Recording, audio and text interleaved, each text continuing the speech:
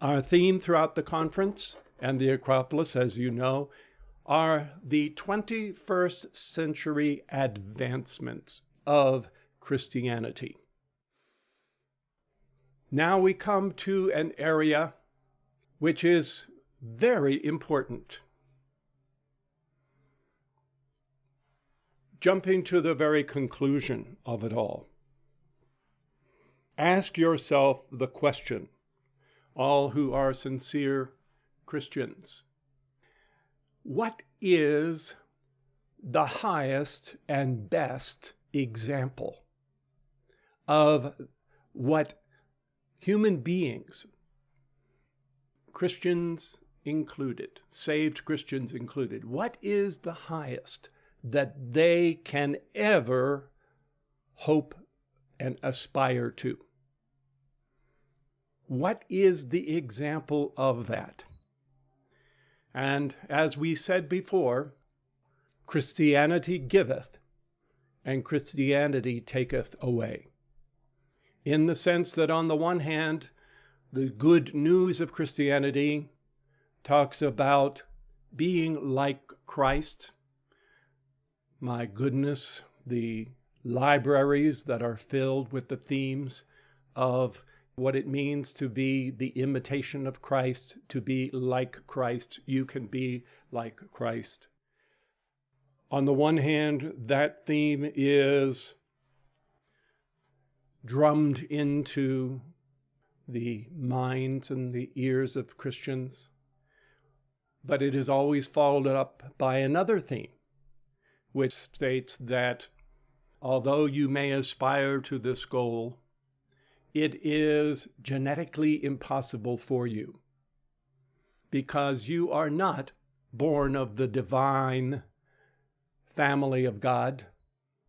You are born of the mortal and human family, and you will stay in that human family forever and forever.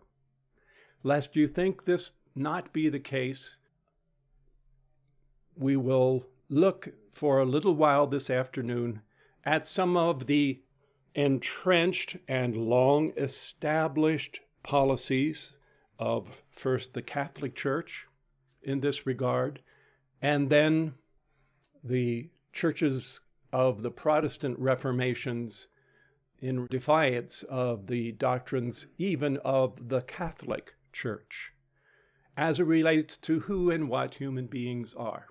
Why is this important?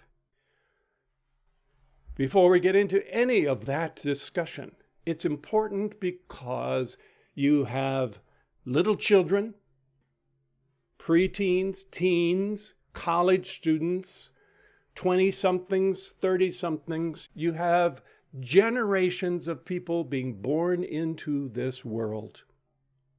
And whether it is in the religious circles or whether it is in the secular circles, nowhere do they ever in a whole lifetime ever have one sentence spoken or held up to them that they have the capacity, thanks to the divine spark within their heart and their expression as an outpost of a God self. Nowhere is that alluded to. In fact, to the contrary, Christianity has been quite proud to beat its chest and insist upon its lowliness of the individual, all of the usual litany of problems and genetically ingrained human misqualifications and limitations of human beings.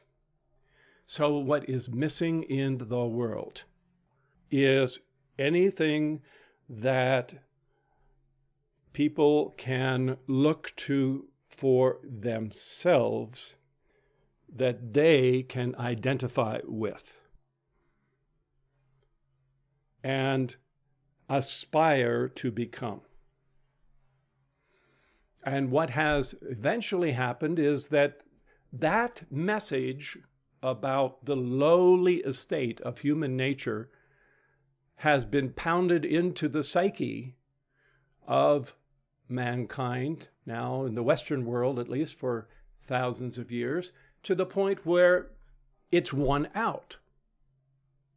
It's a finally decided issue that is no longer debated at all. And consequently, young people growing up maybe they don't actually go through this conscious thought process, but in essence, they are accepting at face value that they are either, as the world of science and biology and evolution would claim, that they are merely at the top of the evolutionary chain at the present moment as Homo sapiens, and they are just simply flesh and blood parts of the animal kingdom, or they are human beings. In either case, generations are saying, if that's what I am, so be it. I'll act the part. I will act the part. And we see that around the world all the time. What is missing is to stand individual life streams up and to, as you see in the portraits behind on the altar, the portrait of the mighty I Am Presence, to say, you are this incarnate God identity, this God self.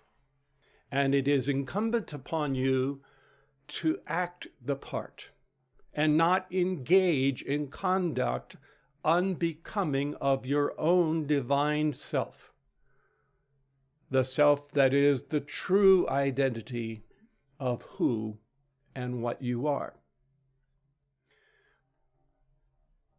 It's very interesting, looking back in history, the Ascended Masters were working and sending forth their unascended representatives into various cultures.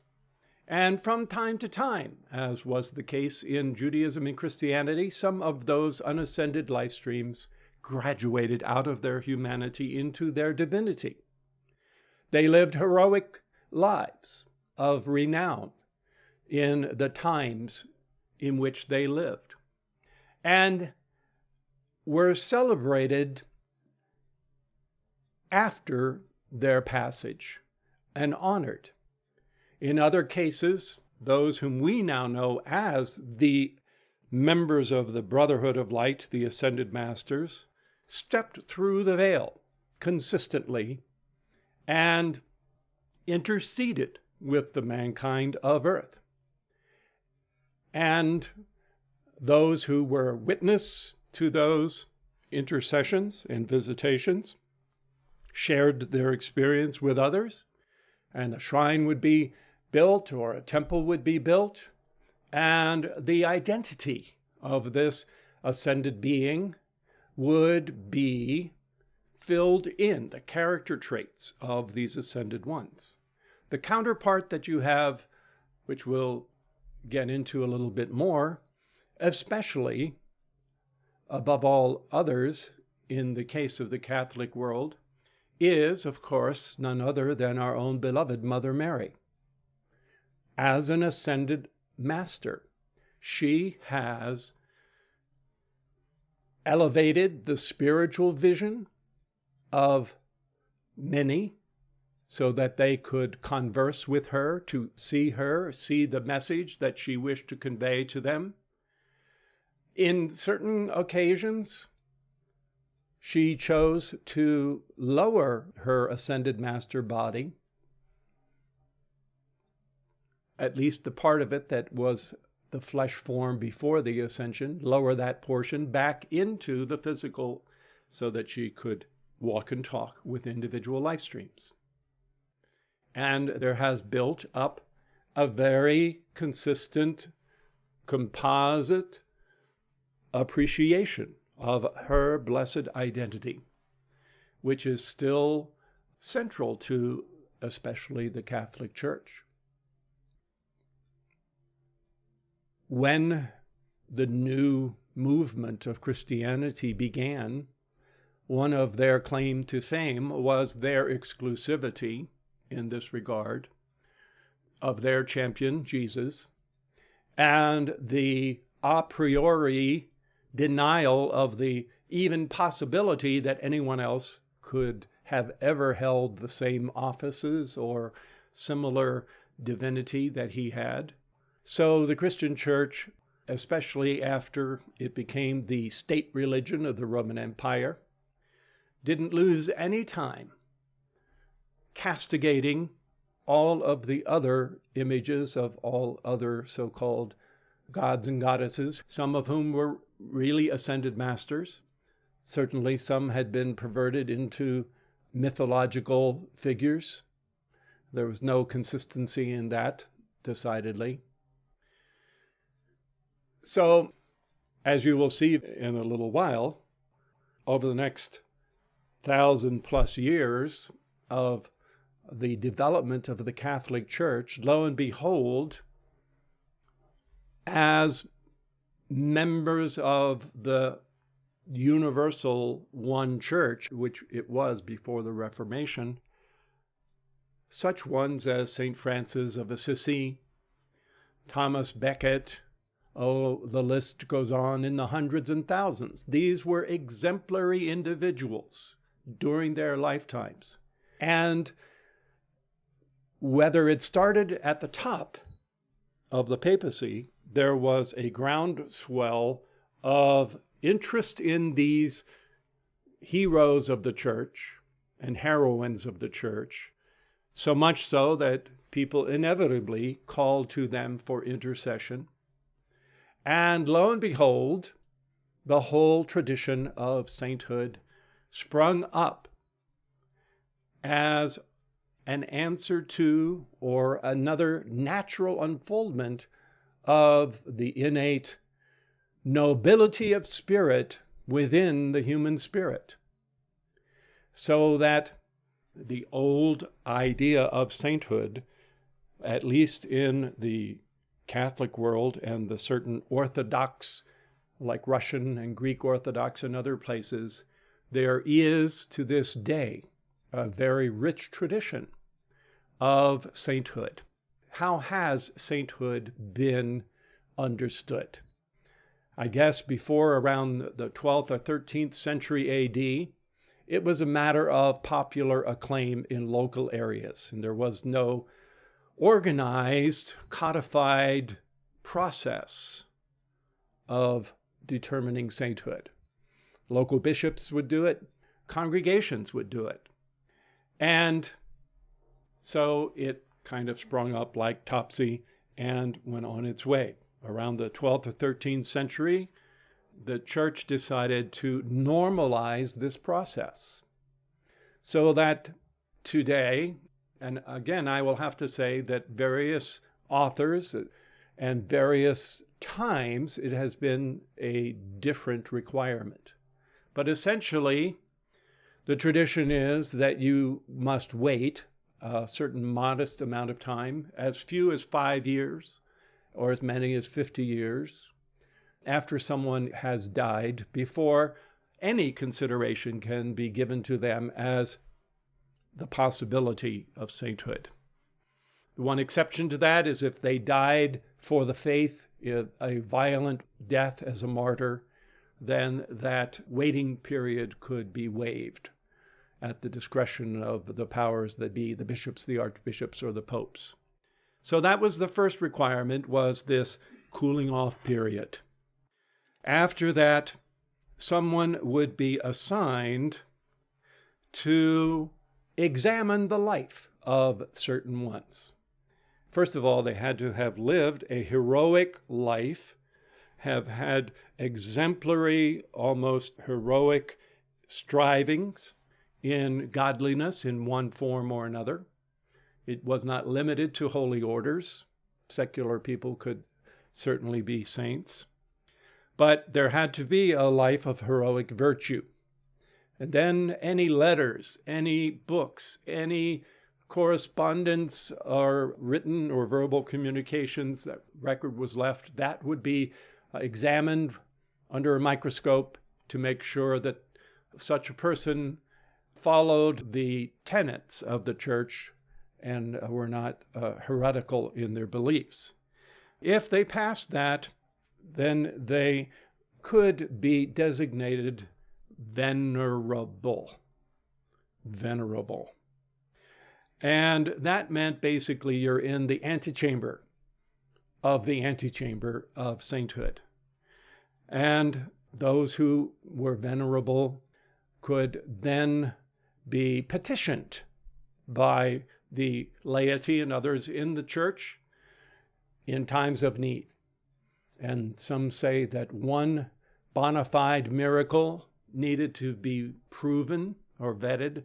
Others say it needed to be 2 for the next stage. And at that stage, the person would be beatified. And this was the last preliminary stage prior to full sainthood. Then, after the beatification, the word would spread, and again, those individuals, the understanding was that they were in heaven and they could hear the prayers coming up and the petitions for assistance to them, and then they could answer those petitions, and if it was done in a miraculous way, then that counted for the additional 1 or 2, depending on who you ask, miracles that were required for sainthood. And finally, after the 13th century, the final designation or determination of full sainthood is something that was made by the papacy and the Vatican in Rome itself. And basically, the last step was the official recognition. The church is clear on this point in a good way that the church does not make saints. The church recognizes those who are saints, acknowledges their sainthood. So the last step is called canonization. That really means that their names are put onto the canon, onto the official rolls of those who are saints. Sometimes feast days are applied, tradition grows up, and we'll get into that in a few moments. But basically, such saints are there with God in heaven, and they perform, amongst other things, the following services to the congregation in the world. They are the ones, if petitions or prayers are sent up to them by name, they can be the instruments for the answering of those petitions. They are certainly considered to be examples that can be looked up to, examples that can be emulated by the faithful. And hopefully, they are to serve as a source of inspiration to the hopeful, that they too could conceivably aspire to be similarly recognized as saints in their own time. Another designation of saints is imitators of Christ. There's that famous book, The Imitation of Christ. And oh my goodness, the forests that have been cut down to make paper, to publish works about being like Christ, being imitators of Christ, being made in the image of Christ, having Christ within oneself. All of this is this process of coming right up to the very cusp or brink of accepting something more than mere mortality on the part of anyone else in the human evolution, short of in any way threatening, infringing, or somehow the implication is that it would detract from the glory of God or the glory of Jesus if he were to lose his exclusive claim upon sonship of God. So saints are the best imitators. Of course, the other half of that message is they can imitate and they can try, but they'll always fall short. The next function of saints is that they can have their areas of specialization, and many did. They are patrons of different careers, different professions. St. George is a patron for those who are warriors, as is St. Michael. And the list goes on and on. I guess there are saints who will help you find something you lost. There are saints who will cure toothache. There are saints or this or that. In that, I'm not trying to put it down in that sense, because it's the best, I guess, that they thought they could do in that regard. So they are patrons, just like someone might take you under their wing, and they might support your career, be your mentor in what you wanted to do with your life. So these are patrons in heaven who will be your protectors. They will intercede with Jesus on your behalf. They are sponsors of various careers. There's another category that's slightly different variation on the theme. Because prophecy was supposed to have ended with the coming of beloved Jesus, there weren't ever to be any prophets in the vein of Old Testament prophets. So instead of prophets, there were hermits and holy men in the church, and these were styled as fools for Christ. Parsifal means pure fool, an innocent who, not meaning to or deliberately intending to, nonetheless fulfills a purpose. And these fools for Christ were the closest that you could come to actually being the voice of God without transgressing the forbidden line of God actually interceding with the human race anymore once Jesus had come and gone. You know, there was a tradition in the medieval times of the dignity of the royal person, of the king on the throne, and yet these kings would keep around them fools. And the idea was that while the other members of the court would not dare to criticize the king or queen in their own presence, the idea was that the fool was there to keep the king or queen honest. And they had a certain carte blanche to insult, to cajole, to scold, to point out the foibles of the king or queen. And so there was a tradition of those in the church who had that as their service to life before their ascension. As the saying goes today, speaking truth to power. In the Old Testament, they would have simply been called prophets. But since the time of prophecy is supposed to have finished, of course, that could no longer be the case. A whole type of issue arose in the Middle Ages and before the Middle Ages of the whole issue of one of the commandments, thou shalt not make unto me any graven image. And of course, in Judaism, in the Muslim faith, that means that no graven images, except the cherubim and the Holy of Holies, I guess, were graven images. But outside of that, no images are to be created. The idea behind this was that in the ignorance of the masses and the overlay of what was a form of superstition, when you had a statue or a painting of a deity, in the minds of many, not all, but in the minds of many, they did not take a philosophical approach to those statues.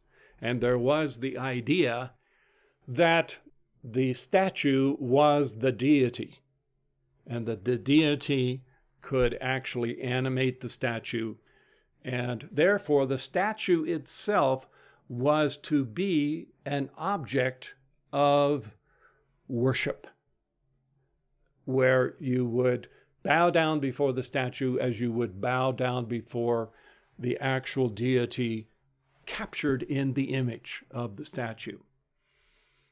That was certainly the intent of that commandment, was to prevent that kind of what was a form of incorrect idolatry and worship.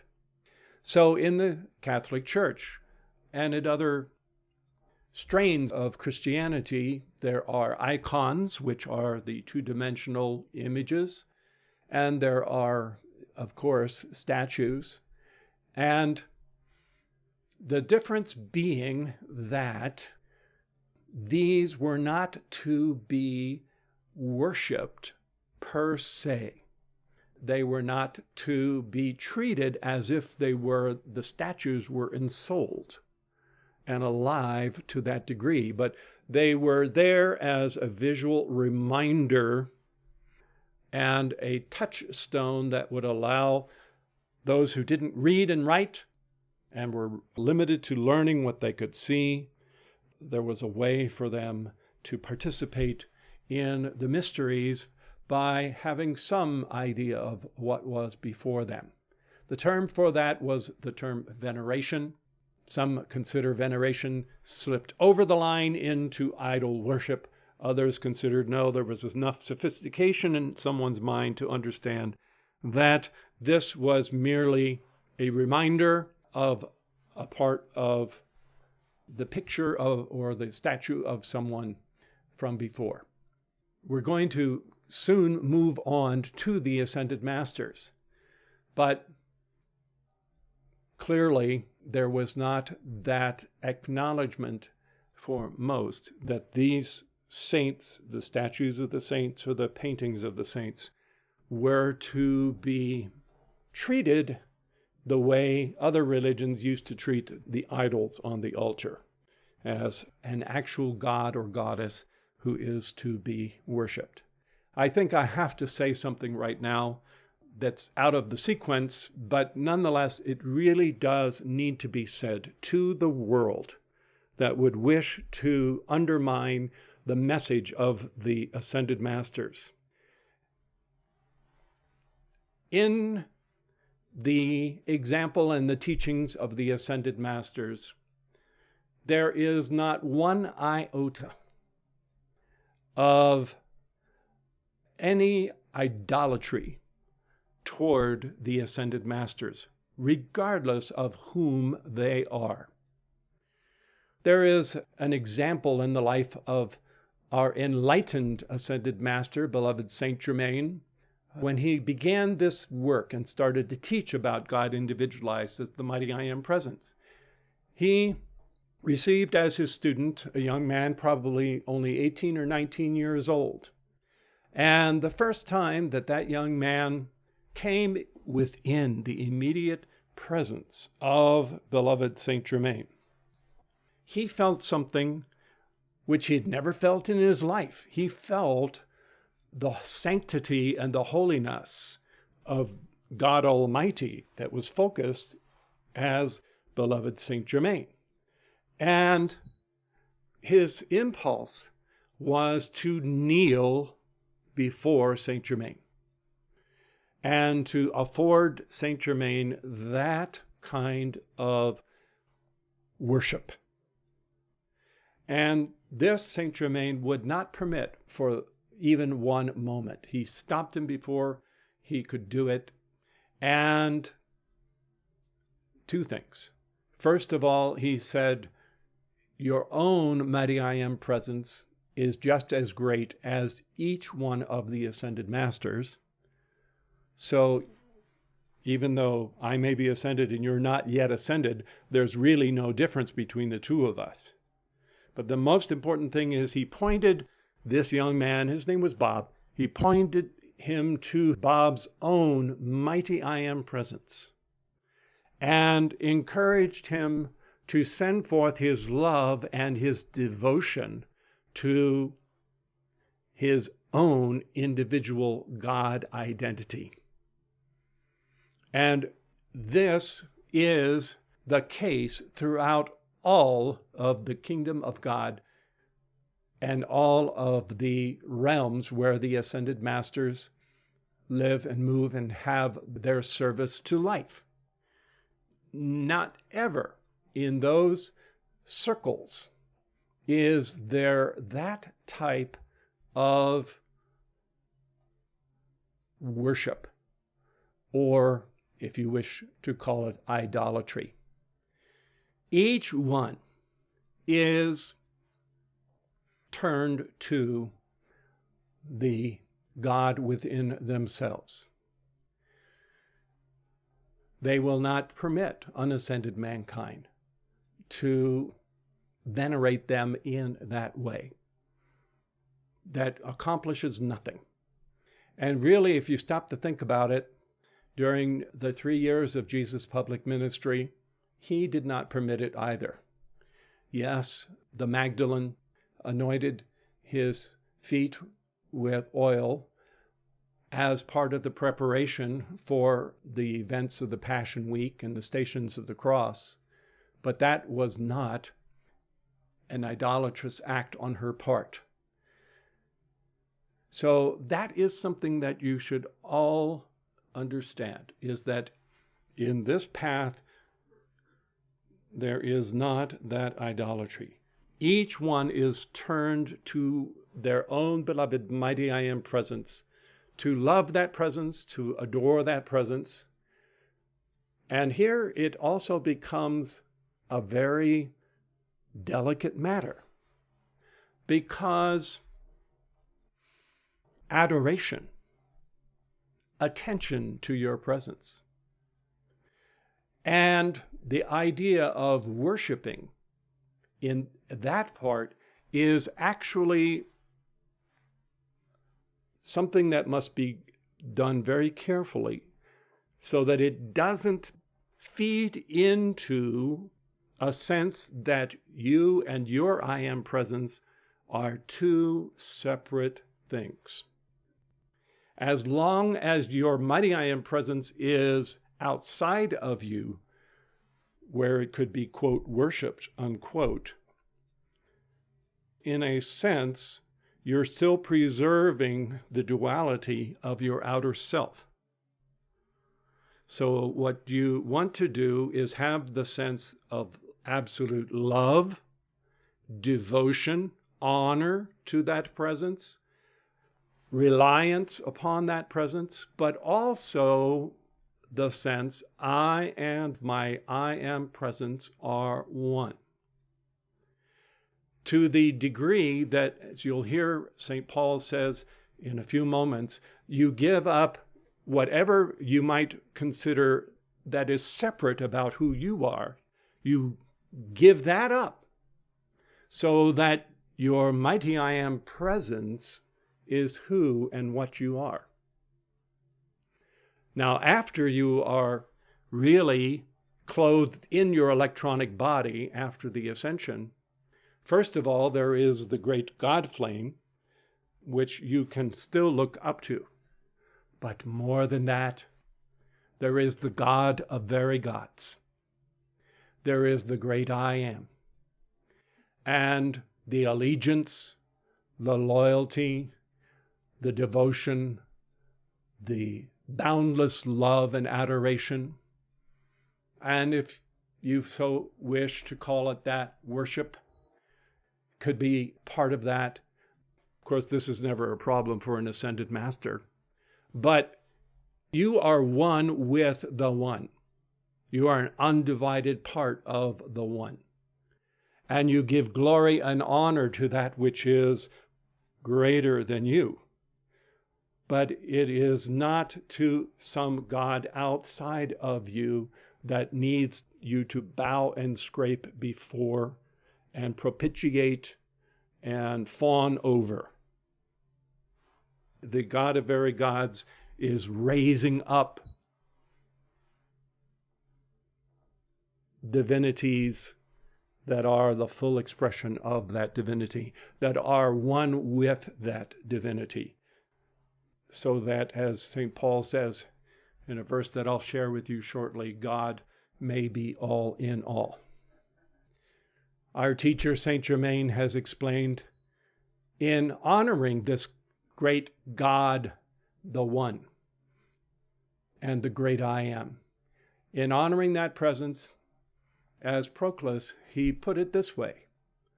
He said, you could take all of the individualizations of God that there are at inner levels and in those that might be serving in the outer universe. You can take all of them, add up all that all of them are, and the sum total of all of these divinities will not begin to hold a candle to the greater greatness of the One, the presence of God. That God is so very great that it is a case of where the whole or the one is greater than the sum of the parts. One of the disciples of Proclus and Plato turned that saying on its head and put it in another vein, saying, so great is this mighty I Am presence, the presence of the One, that even the individual focuses or members of the One that are members of that presence, as I Am presences themselves. So great is the One that every single individuality or member of that presence is itself a veritable infinity, a limitless, boundless, free being that defies quantification. Each is limitless, even as the progenitor of all of them are limitless. So there is no idol worship at the temple of the presence. There is no blasphemy. The paradoxic thing about those who beat their chest and want to put that stigma on us, or even on the Catholic Church, the paradoxic thing is their view of things is, for all eternity, I get to clutch my human selfhood and I drag it up into heaven, and the separate selfhood gets to be there independent from God for all eternity. And that is the sophistry and the false wisdom that they make into something that they should be proud of. Thus far, we've talked about the saints. I'd like to mention one other example as it is understood in the Catholic world. And really and truly, the Ascended Masters would say to those, especially who are part of the universal Catholic Church, that believe in the communion of the saints, that have a place in their heart for Francis of Assisi and Joan of Arc and Thomas Becket and St. George and St. Michael the Archangel and so many others, and have a place for Mary, the mother of Jesus. If you only knew it, you are 99% of the way to the Ascended Master teachings. Why quibble about the little last vestige of what keeps you from this feast and banquet where you cross over into what has always been the intent of God the Father and God the Son, for you to have that full measure of your own place as a brother or sister, a son or daughter of God, no longer illegitimate, no longer the stigma of the prodigal, but once more, as the parable says, by the presence of the Father, reclothed in your initial inheritance. Your own mighty I am presence has guarded your inheritance. And when you turn back to your mighty I am presence, your I am presence will see you coming from afar and will have your causal body ready, will have the body of your Christ mind ready, will have the robe, the wedding garment of the electronic body ready for you, will have the golden sandals with their wings like Hermes sandals ready to put upon your feet, ready to place the signet ring on your first finger, ready to vest you in the scepter of the authority, which is the authority of the Christ virtue, and for you to take your intended place, which has been envisioned all along, alongside the kindred hearts who want to welcome you into that sense of belonging as another firstborn inheritor of the kingdom of God. Now we come to the example of beloved Mother Mary.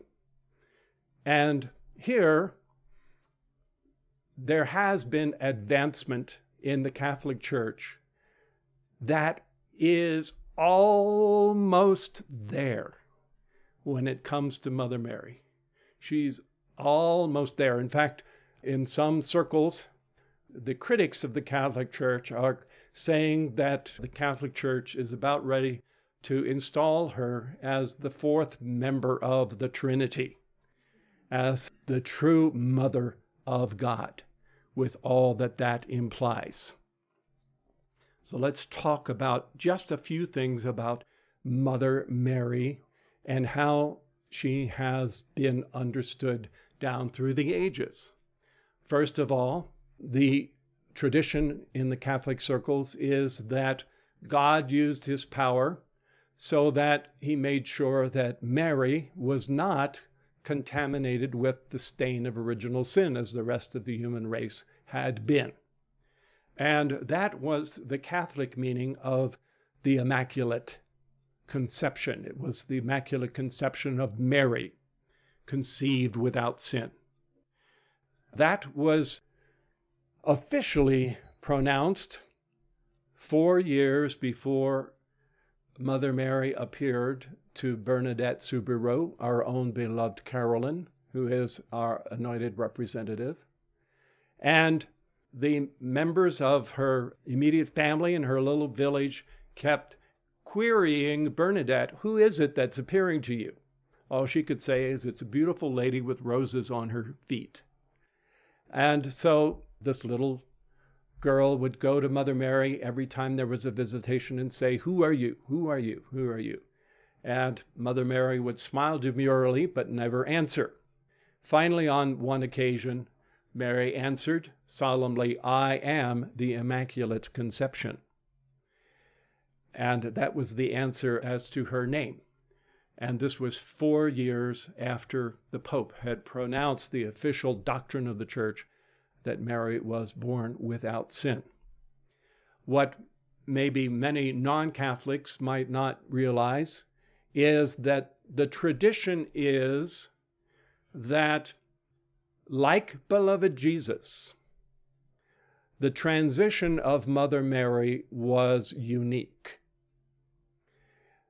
There is ambivalence as to whether she died a natural death. The euphemism that she was sleeping, which many times that kind of use of the word sleep is intended to be a euphemism for death. But at any rate, the important thing is that her body did not see corruption, and she experienced a bodily resurrection identical to that of Jesus, in that her physical body was absorbed and taken up into the heavenly presence by the angels The only difference being the word assumption was used in the case of Mary rather than the word ascension in the case of beloved Jesus. These notes come from Protestant reformers of the modern era who are questioning whether Catholics who believe in these truths about Mother Mary are going to heaven or not. Here's how they put it. Mary, the Catholic Church says, was redeemed from the moment of her conception. She was preserved immune throughout her life from all stain of sin, remained free of every personal sin her entire life long, meaning that she did not sin any more than Jesus did not sin, and was taken, body as well as soul, directly into heaven. In 1950, the Pope actually made that a formal dogma of the Catholic Church. And ever since then, she intercedes. In this person, Mary supposedly intercedes as an advocate, as a helper, as a benefactress and mediatrix. And she has been made, and here again, I'm not a Catholic theologian, but the claim is that in Catechism 968, Mary is defined as a co-redeemer for the human race along with beloved Jesus. These doctrines are so far afield from Scripture that other biblical Christians, the only ones who are biblical Christians, are amazed and saddened. The Catholic Church has turned the beautiful memory of the Lord's Mother into the memory of a false goddess. Recently, an increasing number of Catholics, prominent Catholics, have petitioned the Church to officially declare that Mary can forgive sins. It is anticipated that shortly after a certain year, she will be elevated as co-savior along with beloved Jesus. This would be laughed off as papal vanity were the consequences not so devastating. Catholics who adore the Pope as almost a God himself will believe he's operating under the authority of God. They will confess their sins and ask to be forgiven in the name of Mary instead of Jesus. And they will have thereby placed themselves in danger of eternal damnation on the day of judgment. Then there is the problem of Mary being designated as the Queen of all of heaven. Pope Pius XII described Mary as Queen of Heaven and proclaimed using ex cathedra, which means from the mouth of God, from the seat, that Mary's body was raised shortly after she died, and she was immediately enthroned as the Queen of Heaven.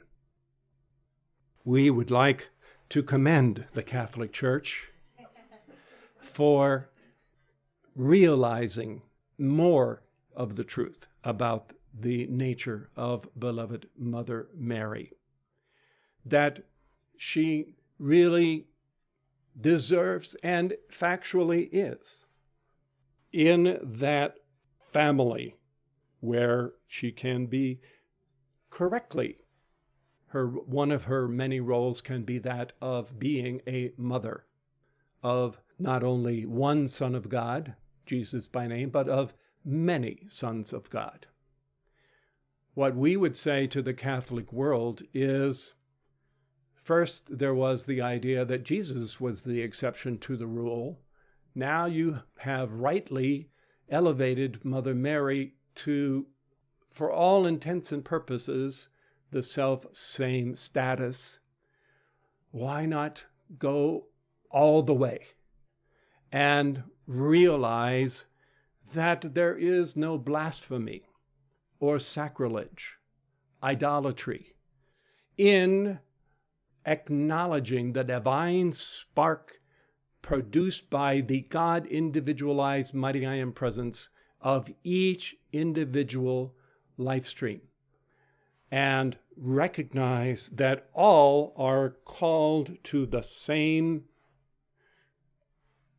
fulfillment of assumption or ascension of true bodily resurrection, as was the case with these two magnificent ones, and as is the case with so very many others whom you venerate as mere saints, but who are, in fact, already within the ranks of the ascended masters.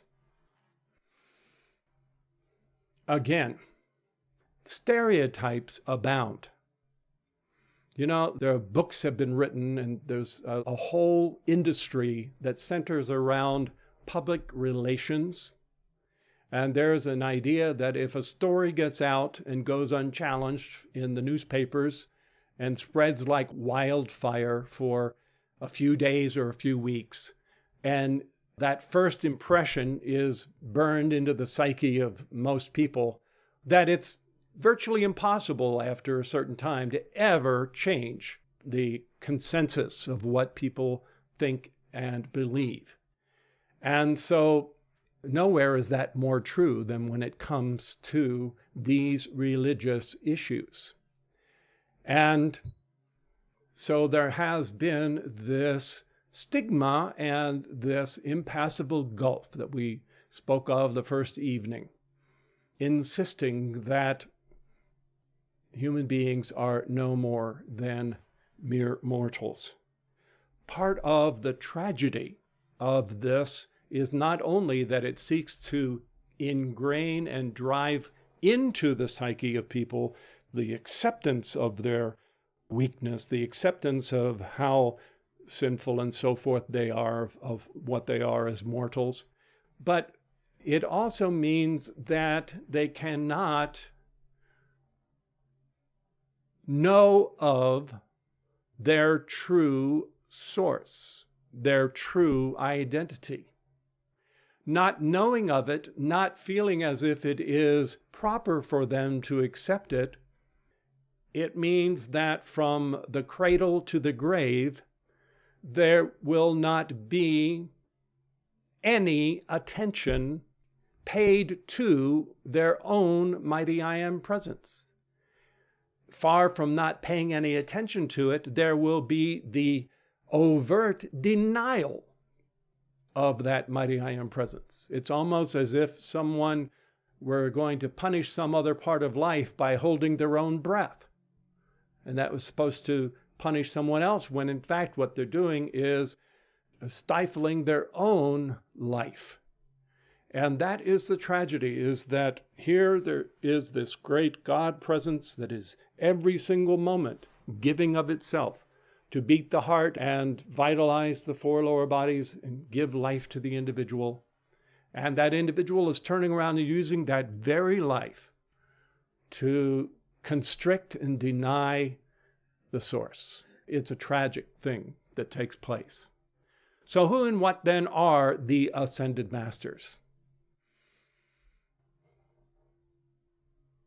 Think about the stories of those who are Christians who have had near-death experiences who go to heaven. There, the Jesus that they encounter is the Son of Man who walked the shores of Galilee. He's a person that they can talk with. He's a person who had an earthly history. Certainly, he can relate to them. Certainly, there is a special light around him. Certainly, there is this overwhelming sense of love about him. But if they were to really stop and think about it, there is not anything genetically or generically different about this one. He is still the life stream that he was in that sense. And that is the case with all of the ascended masters and all of the cosmic beings. By definition, you must first descend into incarnation before you can rise out of incarnation, before you can ascend. If you never descended in the first place, you can't go up because you're already up. So you can't ascend. So everyone who is an ascended being, cosmic being, Elohim, no matter what individualization of God that we know in the hierarchy, at one cycle or another, they all took incarnation somewhere, sometime. It doesn't mean that all were part of evolutions that fell from grace and entered into a world such as this one, because there were entire cycles and worlds and civilizations, Golden Age civilizations, that never descended out of their perfection. But they still took on coats of skins. They still took on physical forms, not as physical as we have, but they had etheric forms, forms in the emotional and the mind. They had bodies of earth, air, fire, and water, and their heart flame had to subdue those bodies, take dominion over them, gain their mastery, and then reascend. It's an amazing thing that the ascended masters are either elevated so high that it's as if they had, like the old pattern that was somewhat propagated in the past, is that somehow or another ascended masters or gods and goddesses were produced of the whole cloth instantaneously. Best example of that is supposedly beloved Pallas Athena. She never had a birth. She never had a childhood or a young age. She sprung forth full-blown, mature, out of the brain pan of Zeus, and was his favorite elder daughter. So that is not the case with any ascended master. And how does that relate?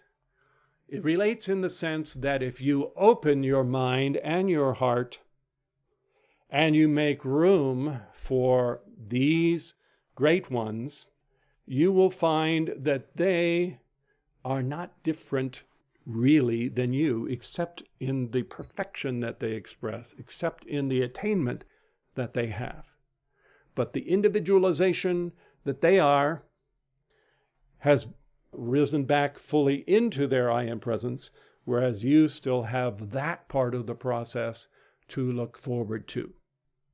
There's much that could be said about the nature of the ascended masters, but you should understand that they are life streams, people just like you and all mankind, only they have been awake to the principles of God reality, and over the course of their incarnations, they learned that it was wiser to conduct themselves in accordance with cosmic law, to keep themselves pure, keep themselves harmonious, to learn how to unfold the divine spark of their mighty I am presence within their heart, and to pour forth such love that the love pouring forth out of them would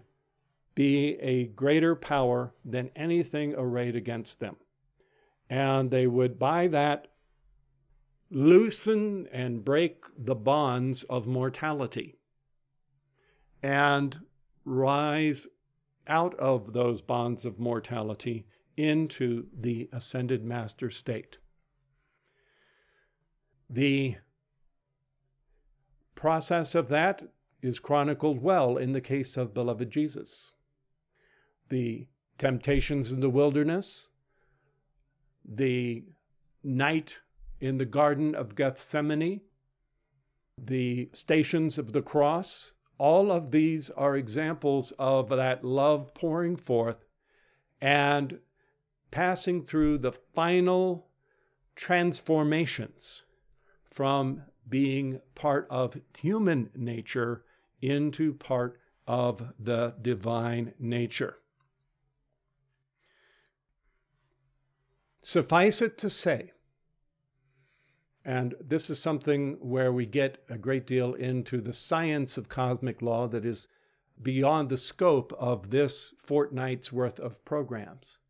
But the event of the transfiguration when the light poured through beloved Jesus' body, an experience, by the way, that Moses demonstrated as well, is an acceleration of the body. It's a part of the preparation, the final preparations of the four lower bodies so that they can endure what's to come of the raising of those four lower bodies.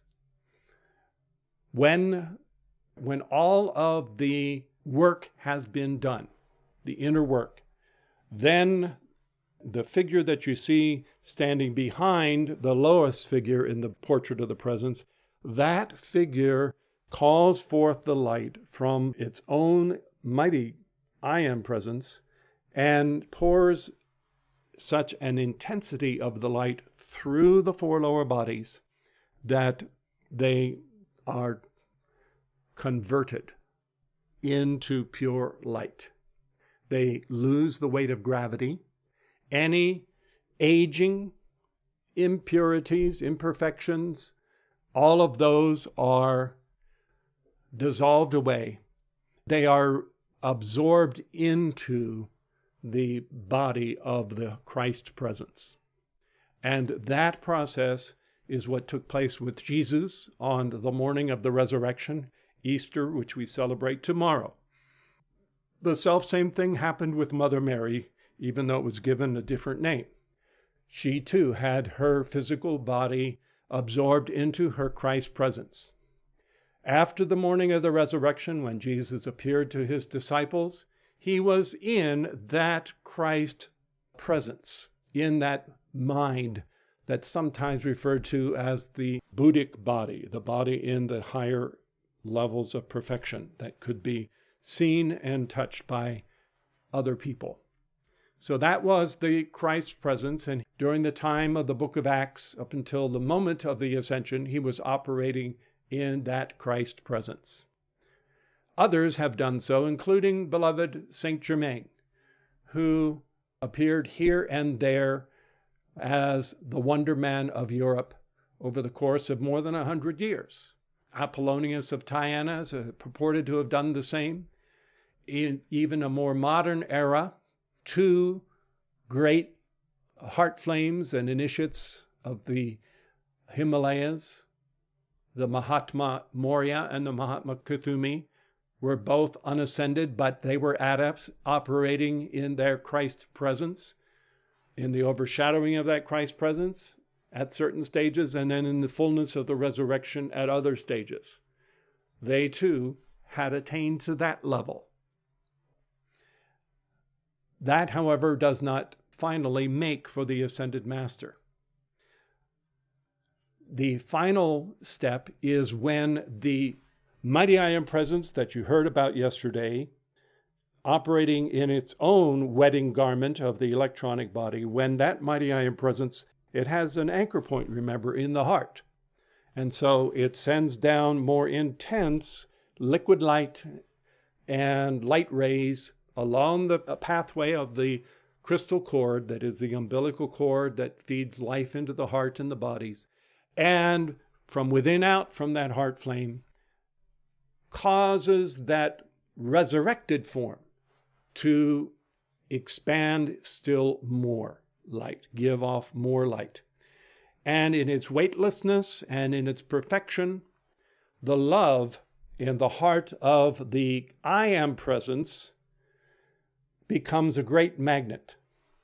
And that love literally draws the resurrected being up into the electronic body, so that the resurrected bodies, which includes the flesh, the mind, the emotions, and so forth, and the soul, all of that goes up into the electronic body and is absorbed and blended with, and the virtues that have been attained over all of the incarnations are summoned home by the source that gave them.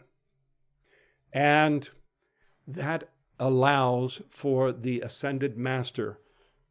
The mighty I Am presence makes that ascended master presence. This has happened thousands and thousands and thousands of times. And there is no attempt made to quantify how many members there are of the sons and daughters of God, firstborn, who are all members of this family of God that tarry with this world and the millions and billions of life streams here to help those who are left behind to experience a similar resurrection and ascension. So that is what an ascended being is. There's really no mystery about it.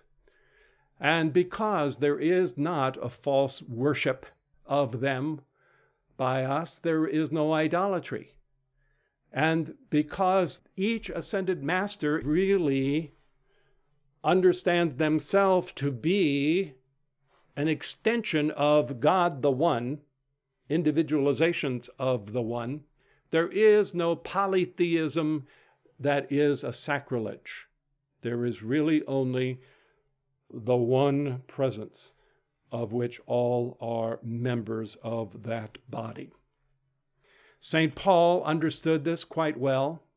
I'd like to close with one wonderful way in which he actually describes this process in Corinthians. Here again, we have the New Jerusalem Bible being used, and there's a designation in here where God the Father is referred to as the One. The T in the word the is not capped, but the O in the word one is capped. Now, in the King James, where it says the One in the New Jerusalem, it will say He as a reference to He, God the Father. But notice how St. Paul accurately describes the process. In fact, Christ has been raised from the dead as the first fruits of all who have fallen asleep. Again, fallen asleep, euphemism for having died. So Jesus is the forerunner who has gone ahead and been raised from the dead. As it was by one man that death came, that's hearkening back to the Old Testament idea that Adam sinned, and so the whole world is subject to death because of the sin of Adam. So through one man, namely Jesus, has come the resurrection from the dead. Just as all died in Adam, so in Christ all will be brought to life. All of them in their proper sequence. Christ, the firstfruits. Next at his coming, those who belong to Christ. After that will come the end times, when Christ will hand over the kingdom to God the Father, having abolished every earthly principality, every ruling force, every outer power. For Christ is to be king until he has made his enemies his footstool. And the last of the enemies to be done away with is death itself. For he has put all things, including death, under his feet. But when it is said that everything is subjected, this obviously cannot include the One who subjected everything to the Christ. In other words, what he's saying is, obviously, the Father conferred rulership upon the Son. So the Son does not supersede the one who gave him the power, God the Father, or, as it's actually quoted here, the One who subjected everything to him. Then, after Christ has subdued everything and subjected it all to him, then the Son himself will be subjected to the One who subjected everything to the Son, so that God will be all in all. So what he's saying is that, and this is really so much closer to the teachings of the Ascended Master than to the way it was understood in Christianity. The personality of Jesus, the soul of his incarnations as Joseph of the coat of many colors, as David the shepherd king, Elisha and so forth. All of these are drawn up and may still have a so-called existence at the level of the resurrected one. But when that one goes into the electronic body, into the Father, then the presence becomes all in all. And that absorption into the electronic body makes the ascended master, makes the bona fide Son of God or deity. And yes, we say it, a god or a goddess, because they are absorbed into the Godhead, which the mighty I Am Presence has always maintained itself to be. It is this that is the advancement, even upon the principles of Catholic Christianity. This understanding of both the mighty I Am Presence and the mechanism and the process of transfiguration, resurrection, and ascension, that every mighty I Am Presence is striving to achieve for itself. Before the very first incarnation of your mighty I Am Presence, your mighty I Am Presence, and I'm speaking now to the whole of the Christian world worldwide, as well as every man, woman, and child on the planet, every mighty I Am Presence before it ever incarnated had the vision of its own selfhood after the ascension had taken place, when it would have mastery over all of creation and have subdued all things unto him or herself. All had been made the footstool kingdom. That vision is preserved intact by the mighty I Am Presence. If you wish to look at it that way, it is a record of the future. And we are quickly catching up to that foreshadowing of that coming event of the ascension. And it won't always be in the future, because the time is coming when the present is going to catch up to that record, and it will no longer be a prospect or a foreknowing, but it will have been fully actualized and realized as the victory of the ascension. This is the true goal of incarnation, to obtain that mastery and rise into the ascension.